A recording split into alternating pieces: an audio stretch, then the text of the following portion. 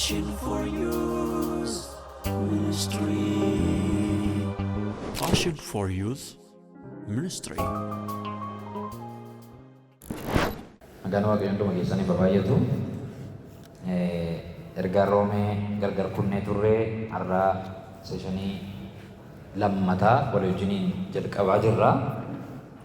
Yeroo darbe akkuma yaadannu kutaa 10 amma 12 kan ta'uuni ergaa Roomee boqonnaa 1 amma boqonnaa 3 wal wajjiniin qayyabachaa turre jechuudha ganama. Ergaan Roomee ergaa baay'ee murteessaadha. Ergaawwan macaafa qulqulluu keenya keessa jiran keessaa ammam gadi fagoo akka inni ta'e, ammam murteessaa, ammam barbaachisaa akka inni ta'e introduction isaa irraa kaafne kutaawwan 10 ol ilaaluu hundumaa keessatti ilaalleerra. Isa kana tokko tokkoon irra deebinee ilaaluudhaaf yeroo hin qabaannu waan amma barachaa turre amma ammaatti YouTube irratti hin gadhiifama waan ta'eef tarii namoonni kanaan duras hordofaan turre YouTube keenya Passion for Youth Ministry yoo seentan guyyaa har'aatii jalqabee kutaawwan kanaan dura darbanis gadhiifama waan ta'eef achirraa argachuu dandeessu. Har'a boqonnaa 1, 2, 3 kanan isin yaadachiisa xinnoo gaabbiin uumameera waan ta'eef boqonnaa 1ffaa, boqonnaa 2ffaa, boqonnaa 3ffaa yaada keessa jiru irra deddeebi'ee samarii ishee isin yaadachiiseen wal qabatiinsa yaada isaatii sirriitti isinii dubbadheen darbuu barbaada. Jalqaba gaafa jalqabne hundumti keessan akka yaadattan foormulaa bareedaa, foormulaa salphaadhaan jalqabne. Ergaan Roomee iddoo gurguddaa 5tti qoodama.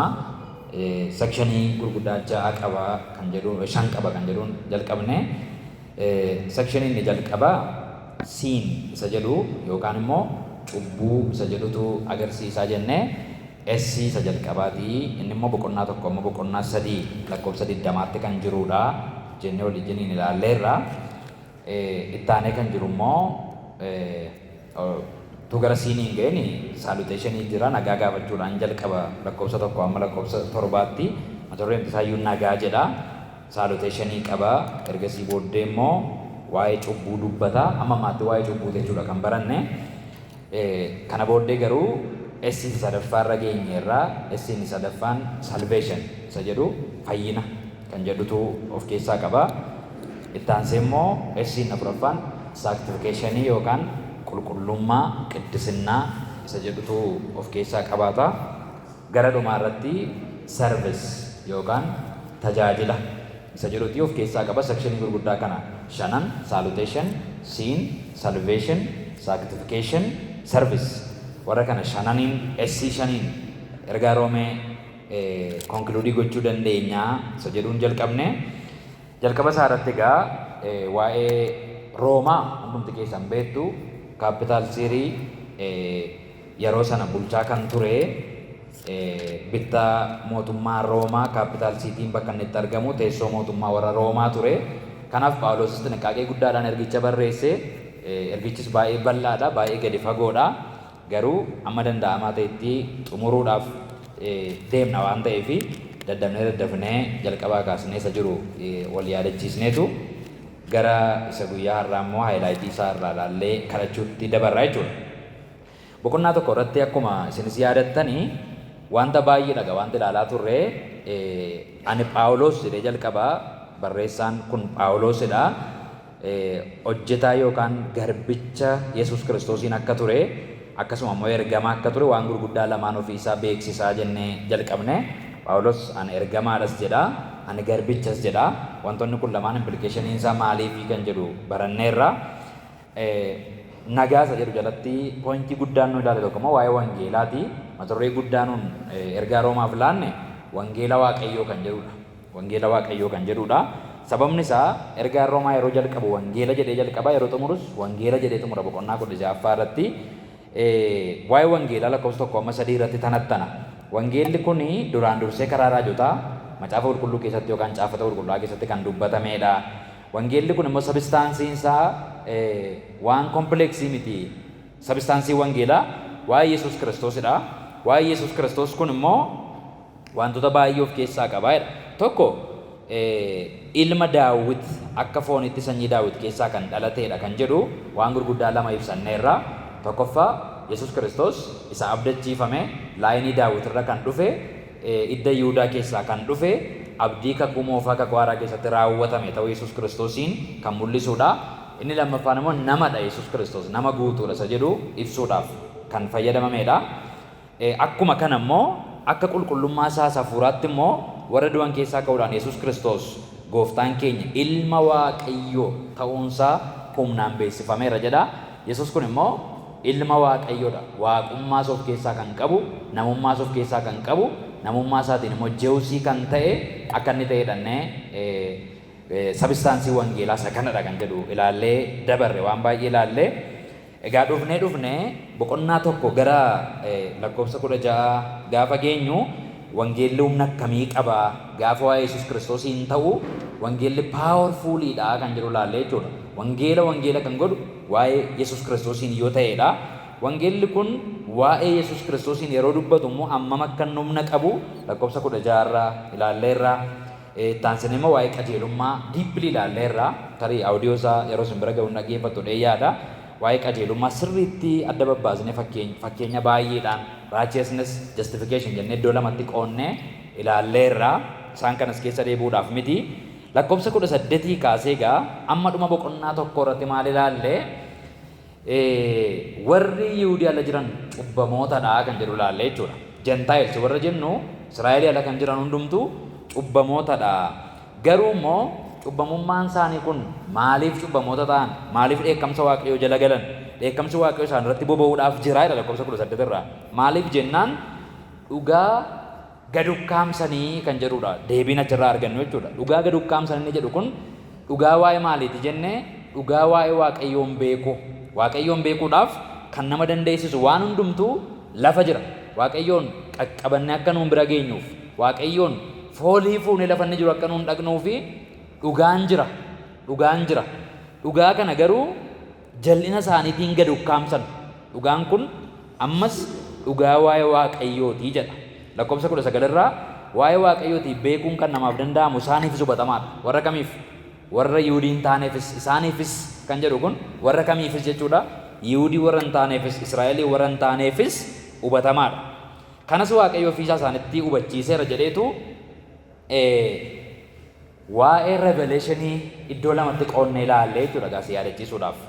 Yookaan Waaqayyo karaan ittiin of mul'ise karaa gurguddaa lama jira jenne inni tokkoffaan general revelationidha yookaan of mul'isuu waliigalaa isa jennuudha jenne. Inni lammataa immoo specific revelation yookaan karaa itti Waaqayyo of mul'isu isa murtaa'aa isa tokkicha isadha kan jedhu immoo specific if general inni iddoo lamatti qooduu keenya yaadanna. Waa'ee general revelation yeroo kaafnu immoo macaafa Roomaarraa waan gurguddaa lama barannaa inni. Inni tokkoffaan mediate general revelation kan jedhamu argannaa inni. Mediate jechuun mediumii ta'e tokkoon yookaan daandii ta'e wayirra karaatti Waaqayyo ofiisaa mul'ise jechuudha. Daandiin kun maal jennaan uumamaan kan jedhu laallee jechuudha. Maaliif lakkoofsa kanarraa maal jedhaa? Waaqayyo bifisaa ijaan hin argamne jedha. Garuu humni isaa inni bara baraa waaqummaan isaas erga biyyi lafaa uumamee jalqabee waan inni uume irratti qalbifatame. Maal irratti qalbifatame? Waan inni uume irratti, uumama irratti qalbifatame maal ta'uu danda'a? Yaadatti argamuu hin danda'a. Waaqayyo kan hin argamnedha. Waan inni uume irratti garuu Waaqayyo maal gochuu hin danda'ama? Qalbifachuun, beekuun, barbaaddachuun hin danda'ama Waaqayyoon uumama irratti ilaallee jechuudha. Kana sirriitti tanattannee haasofneerra xinnaan yeroo guddatu, ganni yeroo dhufu, ganni darbee bonni yeroo dhufu, galgalli yeroo ganamatti geddaramu, halkan yeroo ganamatti geddaramu, guyyaan yeroo deebi'ee dukkanaa'u, wantoonni nuun biyya lafaa kanarraa ilaallu hundumtuuyyuu humni Waaqayyoo, divine poweriin Waaqayyoo akka inni jiru nu argisiisa. Kanaaf dhugaa gad ukkaamsan lakkoofsa 18 irraa inni jedhu kun dhugaadha nama hundumaaf iyyuu. Uumama kana laallee Waaqayyo jiraachuu isaa beekuu hin dandeenya. Dhugaa kana garuutuma beekanii maal godhan warri Israa'eliin hin taane gad ukkaamsan, hin ganan, dhugaa gananii jechuudha. Kanaafitu Waaqayyo dheekkamsa isaa irratti bobeessa kan jedhu mediate general revelation kan jedhu laalle. General revelation kan biraa immoo eessatti kaasaa? Boqonnaa 2 lakkoofsa 12 kaasee immoo immediate general revelationitu jira kan jedhu immoo kaasa. Lakkoofsa 12 irraa kaasee maal jedhaa? የህሊና ህግ yookaan seera sammuu isa jennu inni kun immoo karaawwan ittiin waaqayyo ofiisaa mul'ise isa jeneraalii isa waliigala jennu keessaa isa lammaffaadha. Inni tokkoffaan uumama irratti qalbifatamee yaadaan bira ga'amuu danda'a. Lakkoofsa 19 irraa kan jedhudha. Inni miidiyeet jechuun miidiyeemii wayitiin karaatti waaqayyo ofiisaa mul'ise uumamaan jechuudha gabaabumatti. Inni lammataa boqonnaa lamarraa arginu immoo waaqayyo ofiisaa mul'iseera jedhee karaa kam jennaan karaa seera sammuu immediate general revelation. Kana jechuun maal jechuudha? Waaqayyo dhala namaa hundumaa keessa sooftuweerii tokko kaa'ee jira. Isa amanes isa namannes Yihuudis Itoophiyaawis. Sooftuweerii waaqayyo kaa'e kun maal jennaan seera sammuu jedhama. Kana jechuun dhalli namaa yoo pheenxee ta'uu baatellee yoo kiristiyaana ta'uu baatellee hamaaf gaarii adda baasee beekuu akka inni danda'uu fi seera sammuu kan jedhamu waaqayyo dhala namaa the law of conscience dhala namaa keessa kaa'e waaqayyo. Fakkeenyaaf hawaasa musliimaa bira yoo dhaqxan nama ajjeesuun akka cubbuu ta'e sirriitti beeku. Nama ajjeesuun gobos jabaadhu namni jedhu hin jiru. Hawaasa ortodoksii bira yoo dhaqxan even eetistii bira yoo dhaqxan namoota waaqayyo hin jiru jedhanii amanan birallee yoo dhaqxan nama ajjeesuun sobuun tsirqiidha jedhee nama fudhatu hin jiru. Maaliif jennaan kun dhimma amantaa duwwaatu hin taane dhimma seera sammuu the law of conscience isa jennuuti. Kanaaf iyyuu waaqayyo seera isaa sammuu namaa keessa uumamumaan kaa'eera. Boqonnaa 2 lakkoofsa 12 kaaftanii amma 16tti yoo dubbifattan waan itti qabattan hin qabdan warri Yihuudii hin taane nuufoo seerri nuun kennamne tulluu Siinaa biratti seerri nuun kennamne akka ijoollee Israa'eliif Museen kaafame nuuf nama nuun kaafne waaqayyo jechuu hin dandeessan. Seerri caafamee isinii kenname illee yoo hin jiraanne seera sammuu laateera waaqayyo akkasumaan uumamumaanii kan jedhutu lakkoofsa 12 irraa arganna. Kanaaf general revelation isa jennu iddoo lamatti qoonnee mediate and immediate jennee iddoo lamatti qoonnee barachuu keenya yaadattu jechuudha. Amma gaa waan baay'eedha keessumatti xiyyeeffannee ilaalaa kan turre fakkeenyaa fi waaqayyoon utuma beekan akka waaqayyotti ulfina laanneefidha. Warri kam warri Yihuudiin taane waaqayyoon beeku. Akkamitti beeku? Mediatiif immediatiis amma jennu kanaan jiraachuu waaqayyoo beeku garuu akka waaqayyotti ulfina laanneef waaqummaa isaaf ulfina laannee kana duwwaa mootuu hin taane waaqa kana fuudhaniitu fakkaattii uumaniif waaqayyoon waaqummaa isaa irraa gadi buusaniitu waan uumamaan mul'atu waan ija fiizikaalii kanaan mul'atuttitu waaqayyoon qixxeessan waaqayyoon fakkeessan jedhee tarreessa. Bifa namaatti jedha bifa nama saduutti nama san moortaal ta'e kanatti fakkeessaniitu siilii isaa hojjetanii sagadaniif namatti fakkeessanii kan jedhu agarra. Bifa simbirrootaatti lakkoofsa 23 irraa bifa bineensa miilla afuriitti bifa warra lafarra munyuuqaniittis waaqayyoon maal godhanii diddiiran kan jedhu argitu lakkoofsa 23 irraa. Waaqayyoon beeku garuu akka waaqummaa isaatti ulfina laannee fi ulfina laachuun isa duwwaa mootuu hin taane waaqayyoon diddiiranii isaan warra waaqayyoon jijjiiranidha. Bifa namaatti bifa simbirrootaatti bifa bineensa miilla afur qabuutti waaqayyoon jijjiiranii malee beeku namni waaqayyoon beekuudhaaf carraa hin qabu jedhamu hin jiru. Waaqayyo balbala isa beekuu hin cufne kan jedhudha. Kan isin dhibu hojii ergamootaa irraa yeroo darbe isinii dubbiseera dheedhuma yaada. Boqonnaa 17 lakkoofsa 24 irraa wanti Phaawulos jedhu tokko baay'ee natti tola. Yeroo magaalaa Ateenaatti wangeela lallabuu dhaqee boqonnaa 17 lakkoofsa 24 irraa kaasee akka jedha.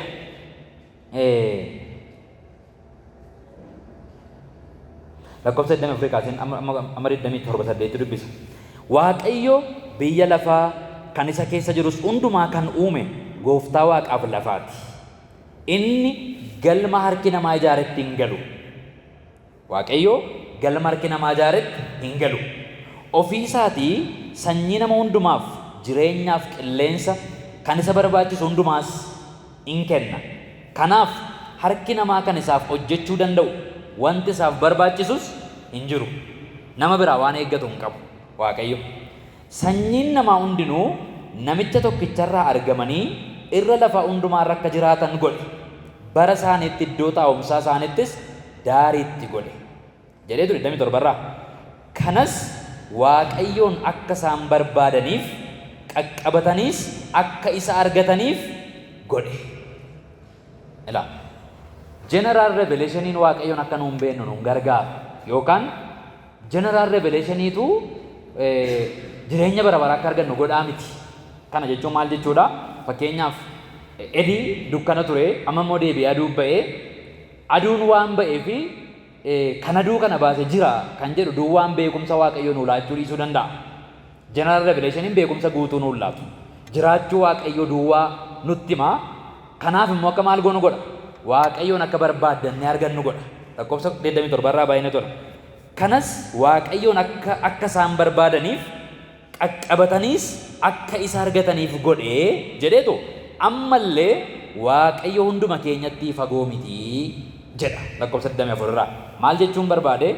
Immediate inni jennus immediate inni jennus General Revelationiin Yesuus Kiristoosiin akka beennu waaqummaa isaa, namummaa isaa, dooktirinii du'aa ka'uu, dooktirinii fayyinaa akka beennu nun gargaara warri kun. Ababaa guddate laallee, muka xinnoo guddate laallee, mucaa xinnoo guddate laallee jiraachuu Waaqayyoo barra malee akka itti jireenya bara baraa argatan hin baru. Akka itti Waaqayyoof qulqullaa'an baruu hin dandeenyu. Akka itti fayyan baruu hin dandeenyu. Maaliif jennaan faayidaan yookaan tajaajilli General Revelationii amma eessaa duwwaatti gaaffii nu keessatti uumuu duwwaadha jechuudha faayidaan isaa. Waaqayyo jira akka nuun jennu nu godha. Ergasii booddee immoo amalli Waaqayyoo akkamii, jireenyi bara baraa akkamii, akkamittiin Waaqayyoof qulqullaa, akkamittiin jireenya bara baraa argadha, Waaqayyo maal jaallata, Waaqayyo maal jibba kan jedhu baruudhaaf immoo maal goona jechuudha? Barbaaddanneetu gara specific revelation akka dhufnuuf nu qajeelcha. General revelationiin yeroo hundumaa quba isaa argisiisa. Gara eessaatti? Gara specific revelationitti quba isaa argisiisa. Specific revelation inni jennu waan lamadha. Innis waan kompleksii miti innis. Tokko macaafa qulqulluudha. Inni lammaffaan immoo Yesuus Kiristoosidha. Waan biraan qabu. Specific revelation jechuun karaa itti Waaqayyo gilxii godhee ofii isaa mul'ise jechuudha. Inni immoo maal inni? Macaafa qulqulluudha. Yesuus Kiristoosidha. Kanaaf general revelationiin Roomeerraa kan nuun summarize goonee barannu gara specific revelationitti nutti agarsiisa. Kana jechuun gara macaafa qulqulluutti, gara Yesuus Kiristoositti quba isaa qabee agarsiisa jechuudha. Waaqayyoon barbaaddannee akka nuun argannuuf karaa nuu tolcha malee ofii isaatii karaa fayyinaa, karaa jireenyaa ta'uu dhiisuu danda'a. General revelation inni jennu jechuudha. Amma gaa boqonnaa 1:18 amma dhumaatti yoo ilaaltan warra Yihuudoota hin taanetu firdii Waaqayyoo jalatti bichisiisa. Ergaan Roomee maal jedhaa? Waaqayyo dabarsee isaan kenne, dabarsee isaan kenne, dabarsee isaan kenne kan jedhu iddoo gurguddaa sadiitti nutti agarsiisa. Tokko lakkoofsa 24 irraa, lakkoofsa 26 irraa, lakkoofsa 28 irraa Waaqayyo dhagna isaanii salphisutti dabarsee isaan kenne, Waaqayyo kajeellaa nama salphisutti dabarsee isaan kenne, Waaqayyo yaada jallaaf waan namni hin hojjenne hojjechuutti dabarsee isaan kenne, dabarsee isaan kenne kan jedhu waan gurguddaa sadii argina. Maaliif jennaan dhugaa beekuudhaaf carraatuu qabanii, seera sammuutuu qabanii, tullinaan isaanii isaan waqqasu, utuu uumama kana ilaalanii jiraachuu Waaqayyoo dhugaa ba'uu amanuutuu danda'anii beekaadhuma dhugaa Waaqayyoo kaamsanii jiraachuu Waaqayyoo morman waan ta'eef Waaqayyo dabarseetu kajeellaa nama salphisutti isaan kenne, waan namni hin hojjenne, waan horiin hojjetu hojjechuutti dabarsee isaan kenne kan jedhu argina. Innaa jarri kun maal godhu kan jedhu waan baay'ee zarri godhee dubbata. Keessumatti gara dhumaa irratti isaan jallina, hammina, sassata, gadhummaa hundumaan guutamanii turanii, kanaanis guutamanii hin hinaafuu, hin ajjeesuu, nama loluu, hin gowwoomsu, warra kaaniif isa gadi hawwuu, dhoksaa namaa mul'isu, hin hamatu, Waaqayyoon hin jibbu, humnaan namarratti ka'uu, hin afuufamu, of jaju, hamaa lafaa fuudhanii bixxilu, warra isaaniif hin abboomamanii, qalbii hin qabanii, waan dubbatan hin eeganii, jaalala of keessaa hin qabanii, ho'as hin qabanii, akka abboommii Waaqayyootti warra kan akkasii godhaniif duun akka isaaniif ta'u hin beeku. Beeku ammallee maaliif seera sammuu qabu waan ta'eef warrumti Yihuudii hin taane, warrumti wangeela hin qabne, warrumti seerri isaanii hin kennamne illee kun hundumtu akka inni cubbuu ta'e beeku. Warra nama tarreessu hundumtu akka inni cubbuu ta'e maal godhu hin beekuudha. Haa ta'u iyyuu malee ofii isaaniitiis kan akkasiin godhu, kana gochuu isaanii duwwaan mootuu hin ta'in warra kana godhaniinis bayeessa gootan hin jedhu. Lakkoofsa 32 irraati jechuudha. Ofii isaaniitis cubbuutti jiraatu, warra cubbuu hojjetanis immoo exposing godhan, hin saaxilan, gaarii ofedha, giddii hin qabu afaan translationii isaa kan biraan, giddii hin qabu hin jedhu, rakkina hin qabu hin jedhu, cubbuudhaan ni jedhamu irraa dubbachuu hin danda'an. Waan ulfina Waaqayyoof hin taaneen kun ulfina Waaqayyoo mul'isu jechuudhaaf hin danda'an beeku garuu kan jedhutu argina. Kanaaf maaltu ta'e jennaan isaan firdii waaqayyoo jala jiru kan jedhutu argina jechuudha. Boqonnaa lama irratti dhagaa itti dhuftanii gaafa ilaaltan immoo gara warra Yihuudiitti deebi'amma immoo warra Oromootaatti kan hundumaa edda dubbatee booddee boqonnaan lama guutummaan isaa warra Yihuudiif kan barreeffamedha yookaan warra Yihuudiif deebifamedha. Warra Yihuudiidhaaf gaafa deebisu akka jedhee jalqaba. Kanaafis jedha ati yaa isa nama biraatti faraddu. Amma gara warra kanaatti immoo gaafa galagalu waldaa Roomaa keessa nama gosa lama jiran irra Yihuudoonni jiru, warri Yihuudii hin taane warri Oromootaas jiru waldaa sana keessa.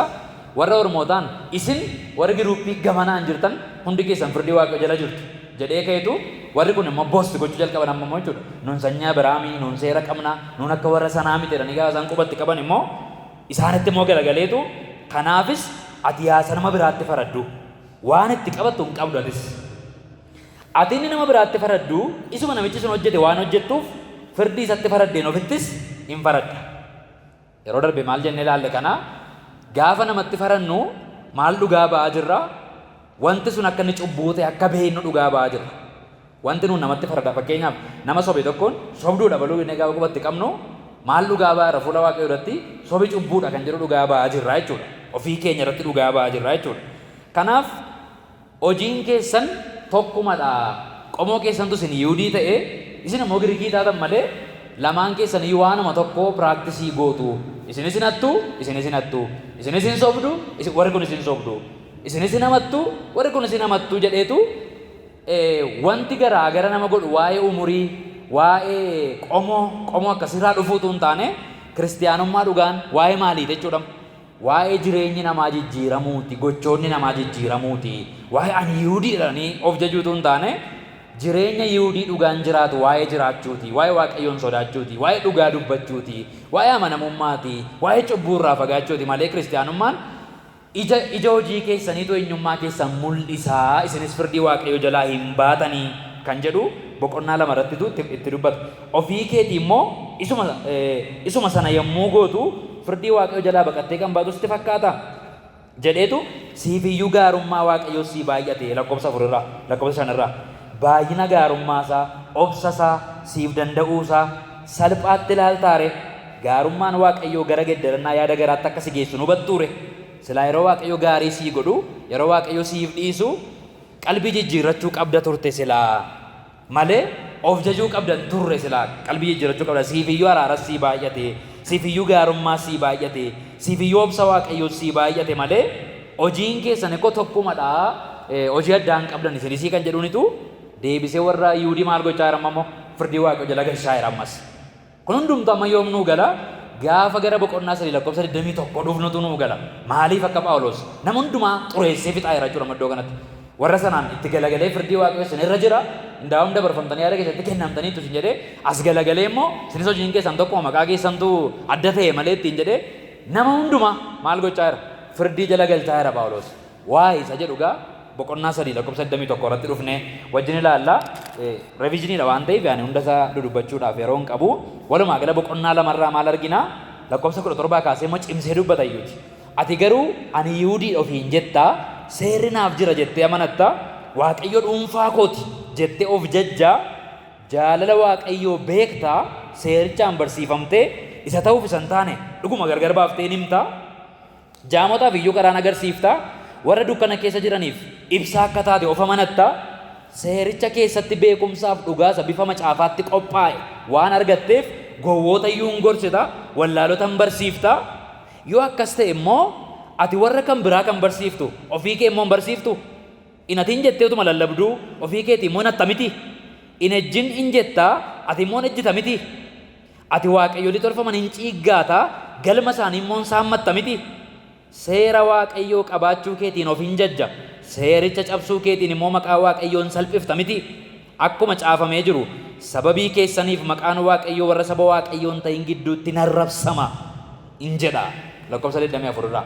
Hundaa'uun sababii keessaniif maqaan waaqayyoo arrabsameera maqaa keessaniif. Gaafa addana dhufu immoo hundaa'uun warra sana iyyuu wayyaa akka jechuuti. Isaanillee abdii waaqayyoo keessaa hin qabani seerruu isaanii dhuguma iyyuu hin kennamne luboota hin qabanii faarfattoota hin qabanii an keessantu iyyuu hamaadha sababii keessaniif warra sana gidduutti iyyuu maqaan keessan arrabsama maqaa waaqayyoo arrabsamaa jira.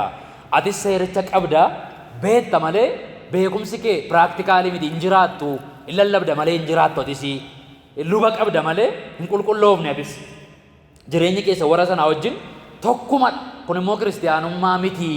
Kiristiyaanummaan waa'ee maqaa miti, waa'ee maqaa miti, waa'ee siraata raawwachuu miti. Jireenyi keessan jijjiirameera. Kanarratti guyyaa tokko chakkoo ne baranneera. Transformation of life kan jedhutti jechuudha. Jijjiirama jireenyaati kiristiyaanummaan. Jijjiirama malaati kiristiyaanummaan. Lafa kaleessa turre arra yeroo dhufnee waldaa dhufnu dubbannaan keenya, ilaalchi keenya, yaadii keenya, garaan keenya, sammuun keenya waa'ee jijjiiramuuti kiristiyaanummaan malee waa'ee bakka jijjiirrachuu miti kiristiyaanummaanii. Ati rakkina qabda kan jedhu bareechee warra Yihuudii warra gamana ta'anittis dubbata jechuudha. Achii booda waan seericha abboomu hundumaa yoo goote dhagna qabaan dhuguma siif waa hin baasa. Seericharra yoo darbite garuu dhagna qabachuun kee akka waan dhagna hin qabatin hafteetti lakkaa'ama. Amma jarri kun maaliin boonu? Nuun dhagna qabanneerraa jedhan boonu. Ajandaan isaan inni guddaan isaa kanadha. Nuun dhagna qabanneerra. Siraata waaqayyoo raawwanneerra. Warri sun warra dhagna hin qabate warra cubbamoo dhalaniitu waan fiizikaalii mul'atuun of jechu. Phaawulos immoo kutaa kanatti deebiseetu hin konnana isaaniin jechuudha. Kiristiyaanummaan waa'ee dhagna qabachuu miti, waa'ee fiizikaalii waa namarraa mul'achuu miti. Dhagna qabachuun kee gaariidha. Garuu immoo dhagna qabaa yaada garaan arganne taanaan ammas jaraa wajjin ati waliin caaltu akka nama seera hunda isaa raawwatin hafteetti lakkaa'amta. Lakkoofsa 85 irraa edda jedhee booddee namni dhagna hin qabatin immoo namichi tokko immoo dhagna hin qaban jechuun ormadha jechuudha. Namni dhagna hin qabatin immoo waan seerichi gaafatu yoo eege dhagna hin qabatin hafuunsaa akka dhagna qabaatti lakkaa'amuu fiire. Amma waaqayyo maal vaaliyuu godhachuudha? Dhagna qabachuuf dhagna qabachuu dhiisuu, siraata raawwachuu dhiisuutu hin taane maal vaaliyuu godha waaqayyo? Seera raawwachuu vaaliyuu godha waaqayyo. Seera waaqayyo, seera koo raawwatteetta jedha waaqayyo. Abboommii koo eegdeetta jedha waaqayyo. Malee waa'ee isa fiizikaalii mul'atu dhagna qabachuu duwwaa miti jedheetu egaa namni akka uumamettutu dhagna hin qabatin hafe waan seericha abboomu raawwatu sitti hin farada. Ati seericha caafame utuu qabdu utuma dhagna qabattus seericharra hin darbita. Namni bifa isa bakkeetti mul'atuun Yihuudii waan ta'eef Yihuudii dhugaan ta'u. Namni bifa isa bakkeetti mul'atuun Yihuudii waan ta'eef Yihuudii dhugaa hin ta'u. Dhagna qabaan foonis dhagna qabaa dhugaa hin ta'u. Namni keessa namummaa isaatii isa bakkeetti mul'anneen Yihuudii ta'e garuu Yihuudii dhugaadha. Dhagna qabaan yaada garaa namaas dhagna qabaa isa dhugaadha. Amma maal dubbataa jirachuudha? Yihudummaa dhugaan, mucaa waaqayyoo ta'uu dhugaan, lammii waaqarraa ta'uu dhugaan dhimma eessaati malee dhimma eessaa mitiidha. Dhimma keessaati malee dhimma fiizikaalii miti. Keessatu jijjiirama. Kiristiyaanummaan jijjiirama keessooti. Keessi keessan jijjiirameera isa jedhuudha. Kan isin ittiin of madaaluu qabdanii kan jedhu kaaseetu dhagna qabaanni dhugaanis dhagna qabaa yaada garaa namaati. Yaadi garaa keessan dhagna qabameera isa jedhuudha malee dhagna qabaasa akkasittiin ija namaatti mul'atu duwwaa miti jedheetu. Kun immoo hojii hafuura waaqayyooti malee hojii seericha isa caafame miti jedheetu garaagarummaa hafuura waaqayyoof seera kan jedhu waan gurguddaan lama as gidduutti nuuqa kanas ilaalleerra. Namni akkasii kun immoo waaqayyo biratti malee namoota biratti hin jajamu kan jedhu dubbataa jechuudha. Seeraaf hafuura yookaan ayyaana waaqayyo isa kakuu haaraatti mul'ate sirriitti kutaa darbe keessatti gaa ilaalleerra. Akkuma ilaalle seerri cubbuutti baatirii qaba. Seerri qajeelaa nama gochuudhaaf silumayyuu hin kennamne. Kutaa kana keessaa kana xuruutti ilaalla boqonnaa 3 gara dhumaa irrattis. Tajaajilli seeraa, barbaachisummaan seeraa qajeelaa nama gochuuf utuu hin taane cubbuutti baatirii qabuudhaaf. Cubbuun akka cubbuuti akka nuun beeknuuf malee waaqayyo seera qajeelaa nama godhu hin laanneedha. Ergaan Roomeef ergaan Galaatiyaa yeroo bira geenyu sirriitti ni ilaallata kana. Egaa amma maatti waan lama ilaalle jechuudha. Boqonnaan tokko warri Yihuudii alaa cubbamoota. Kanaaf firdii waaqayyo jala jiru. Boqonnaan lama immoo Yihuudoonnis cubbamoota.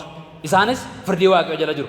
Maaliif jennaan seera qabu garuu akka seera waaqayyootti hin jiraan.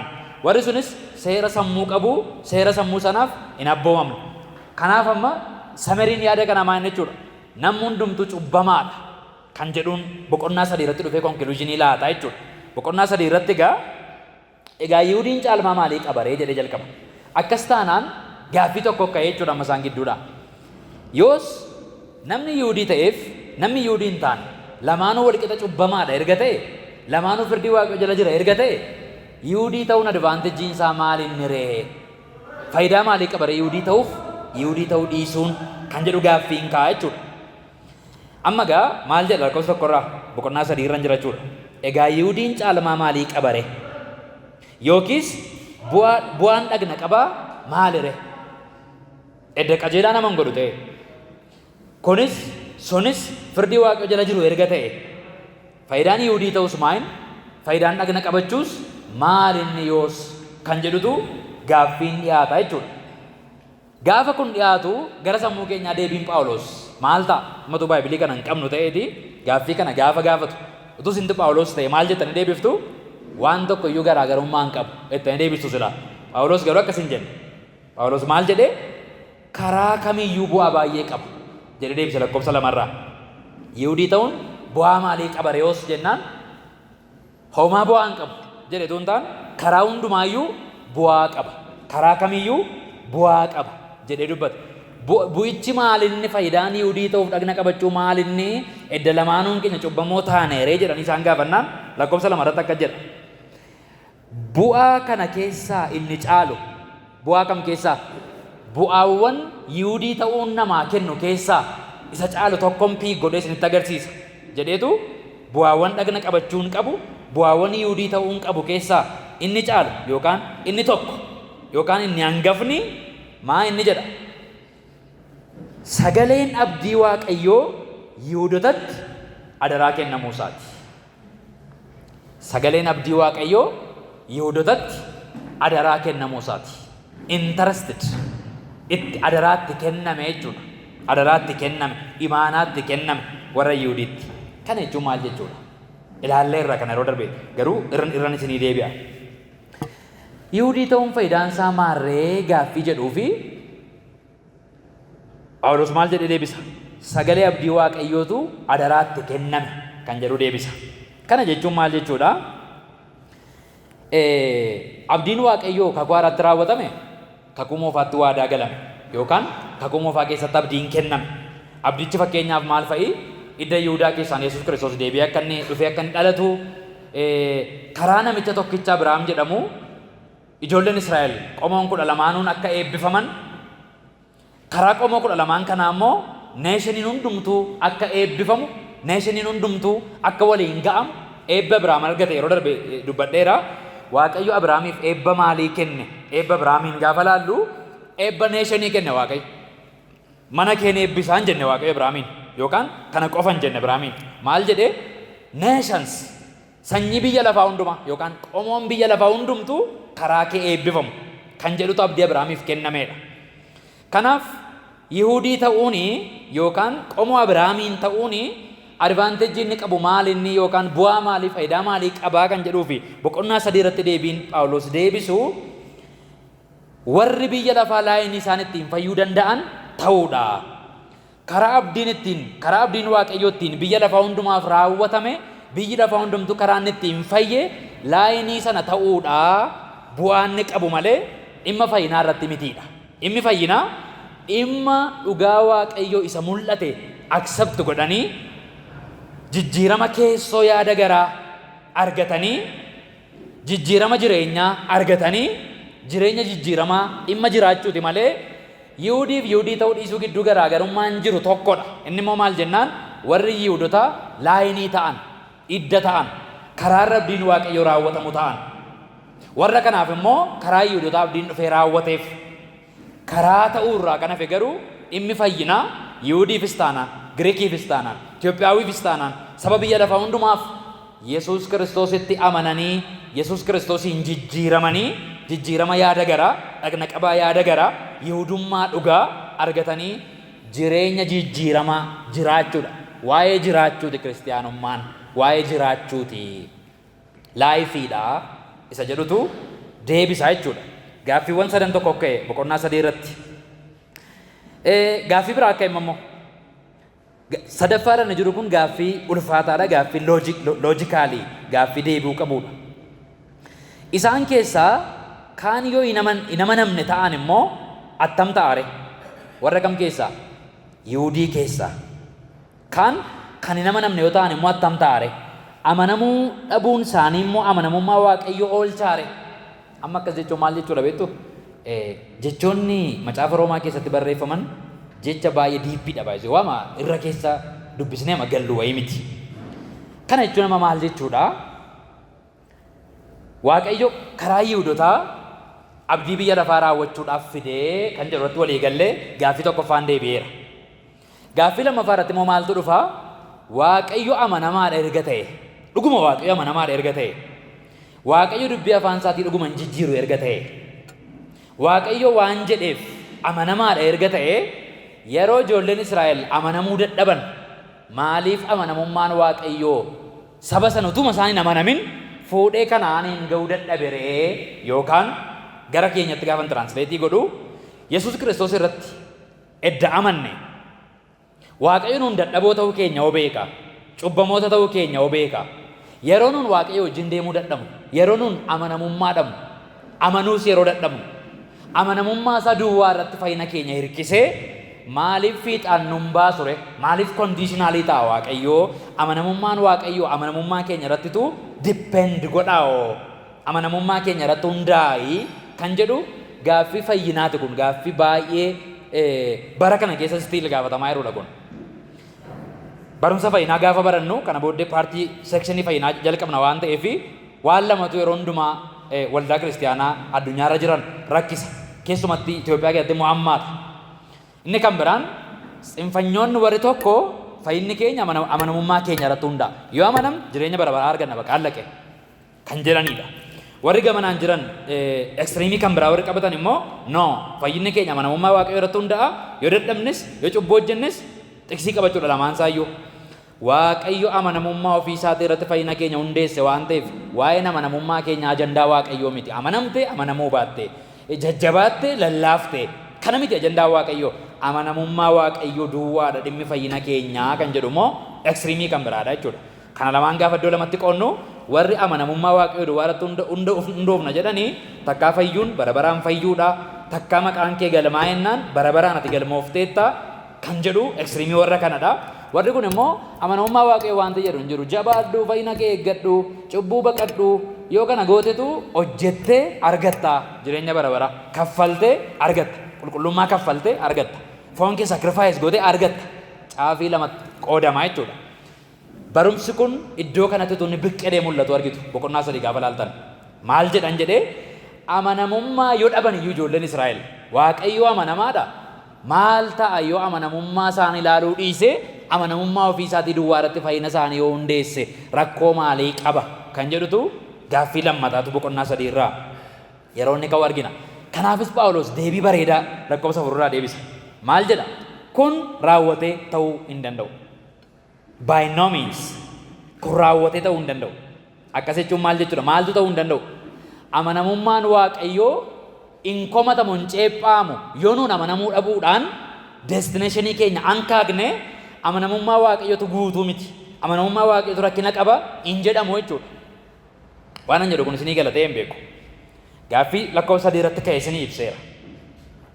Yoo isaan amanamoo ta'uu dadhaban eeyyufaa isaan ijoolleen Israa'el yoo amanamoo ta'uu dadhaban amanamuu dhabuun isaanii immoo amanamummaa Waaqayyoo hambisaare yookaan oolchaare. Kana jechuun yoo isaan hin amanaman ta'e yoo Waaqayyoo amanamaadha rakkoo maaliitu mamare kan jedhudha. Kana jechuun maal jechuudha?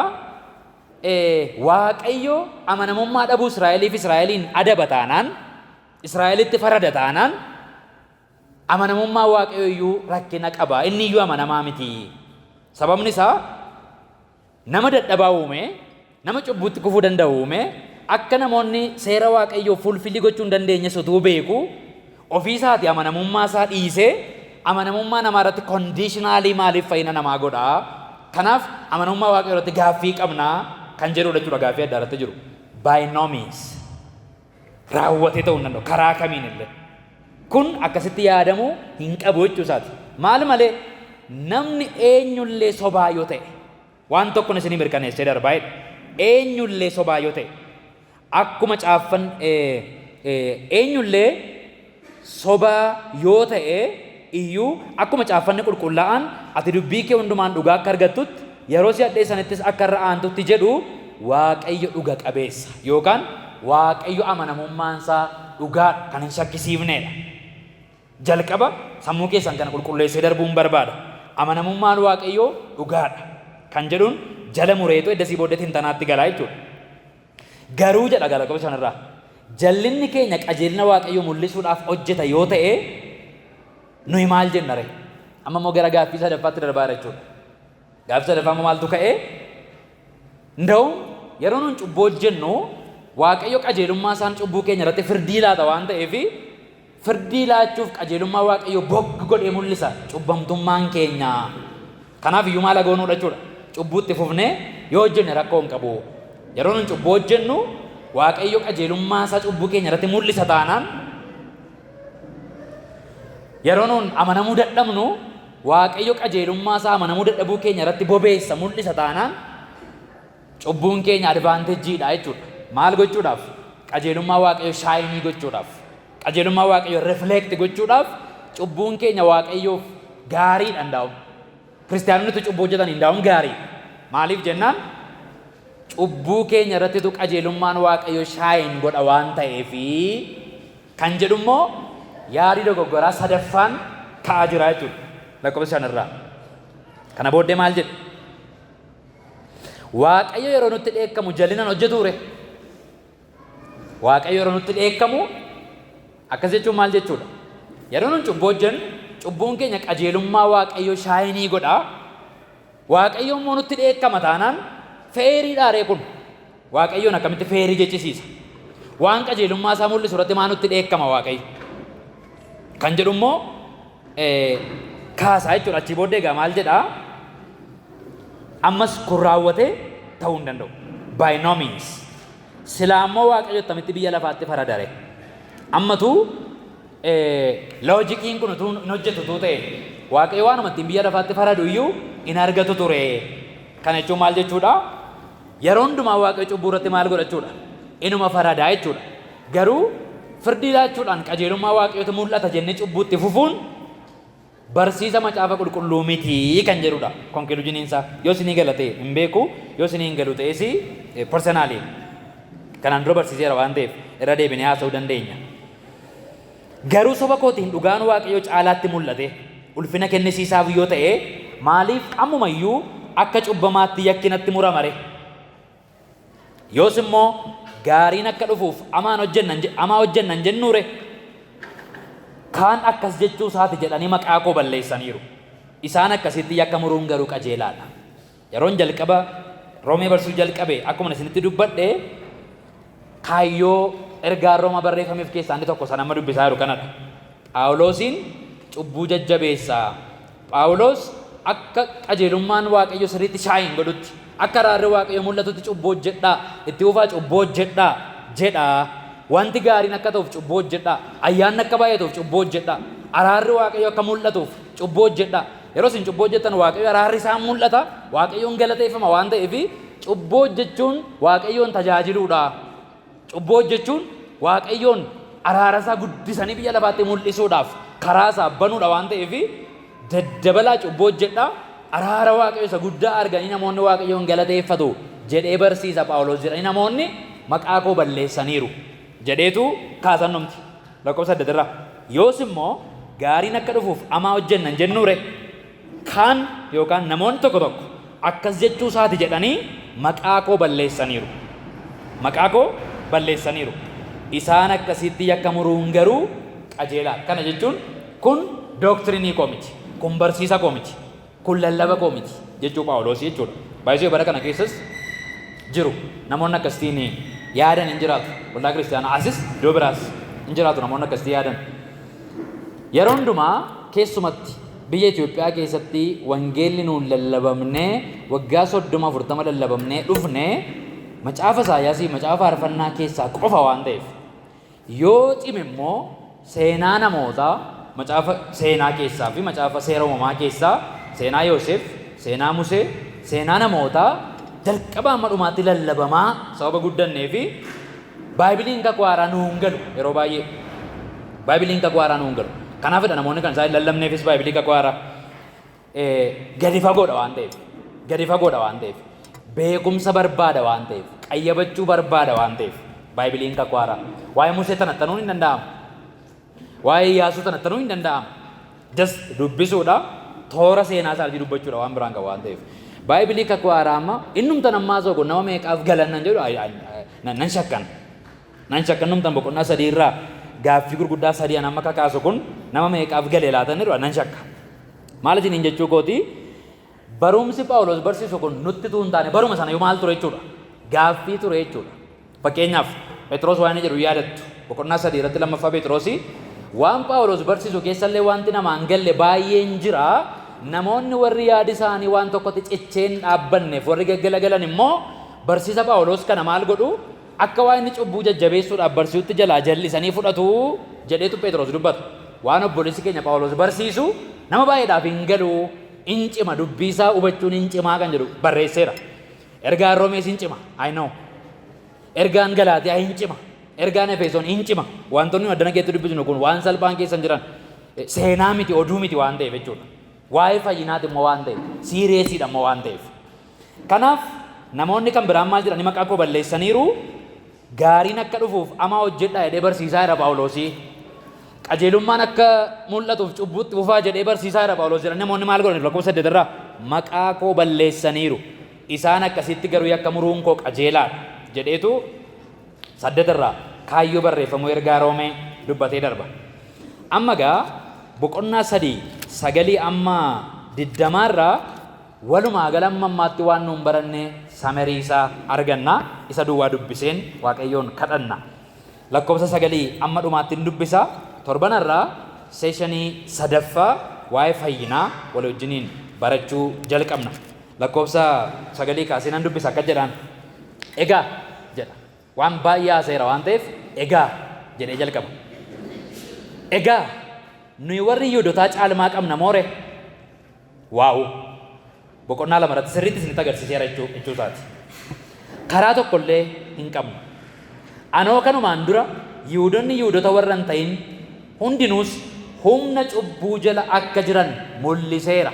Boqonnaa 1ffaa irrattis boqonnaa 2ffaa irrattis samariin barsiisa kootii kanadha. Yihuudiis ta'ii Yihuudiis hin ta'in hundumtu maal jala jira? Humna cubbuu, the power of sin. Humna cubbuu jala jira. Kana jechuun maal jechuudha? Cubbuutu irratti moo'ee jira. Yihuudii irrattis nama Yihuudii hin taane irrattis. Kaayyoon ani ergaa Roomaa boqonnaa 1 boqonnaa 2 boqonnaa 3 barreesseef kana mul'isuudhaaf jechuusaati. Caaffanni qulqullaa'aan namni qajeelaan hin jiru.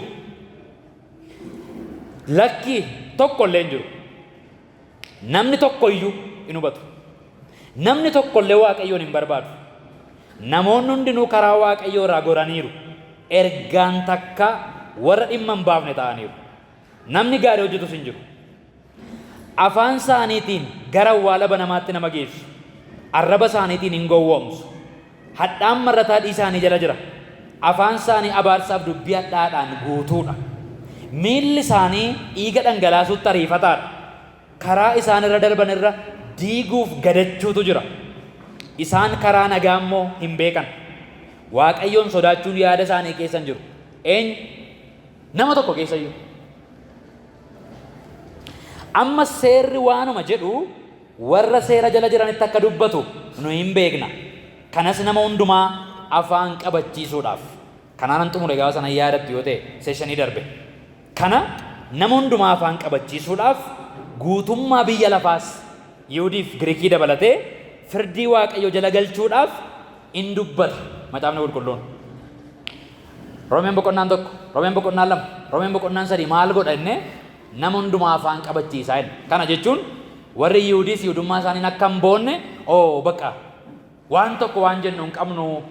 Edaa qajeelummaan keenya jireenya bara baraa nuu laachuu hin danda'u nuufis dhagna qabaan keenya Waaqayyo biratti lakkaa jireenya nuu laachuu hin danda'u nuufis jedhanii akka isaan maal godhan harka isaanii afaan isaanii irra akka isaan kaa'atan godha.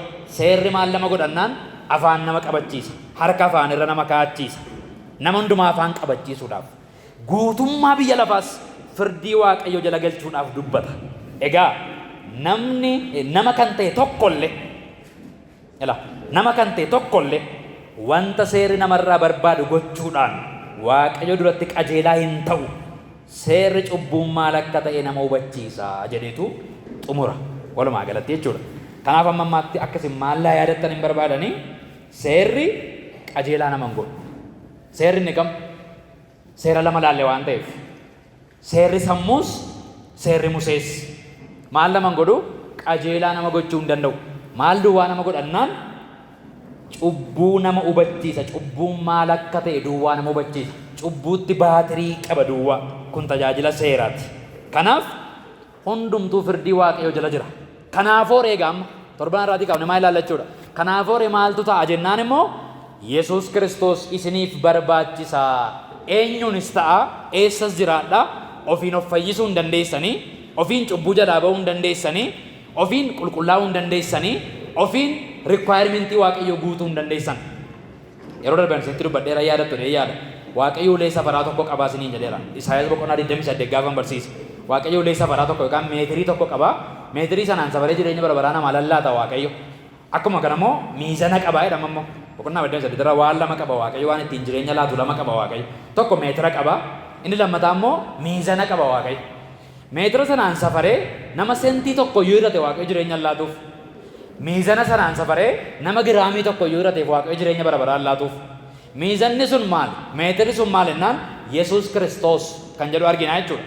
Kana jechuun nama tokkoof waaqayyo jireenya bara baraa laachuu gaafa barbaadu Yesuus Kiristoosiin safaraa. Yesuus Kiristoosiin miijanaa. Kanaaf maaltu barbaachisa jennaan? Qajeelummaa isa kan Yesuusiin fakkaatu. Qajeelummaa isa kan Yesuusitti dhiyaatu. Utuu hin taane qajeelummaadhuma kan Yesuus Kiristoosiin. Qajeelummaadhuma kan waaqayyo utuu irraan hir'atin qabeenya dhuunfaa keenyaa goonee fudhanne amma amannutti waldaa waan dhufneef hin fayyine jechuu miti. Tajaajilaa waan taaneef hin fayyine jechuu miti.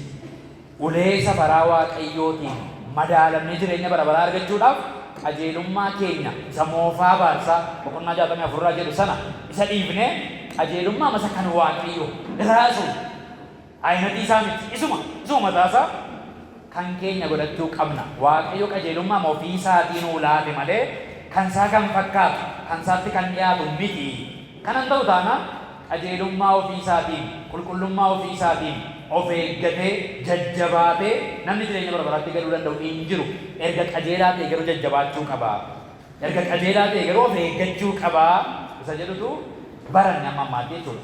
Kanaaf boqonnaa 3:1 kaafne seeshinii 4ffaa fayyina salvation seeduu ilaalla. Boqonnaan 4 guutummaan isaa, boqonnaan 5 guutummaan isaa isadha. Boqonnaa 6 kaafne immoo waa'ee qulqullummaa walii wajjiniin kan barannu ta'a. Kanaaf yeroo keessan eeggadhaatii sa'aatii 3 dasheetti kottaa. Gooftaan hunduma keessan eebbisu hin galateeffanna. Yeroo gabaabaadhaaf waaqayyoon galateeffanna.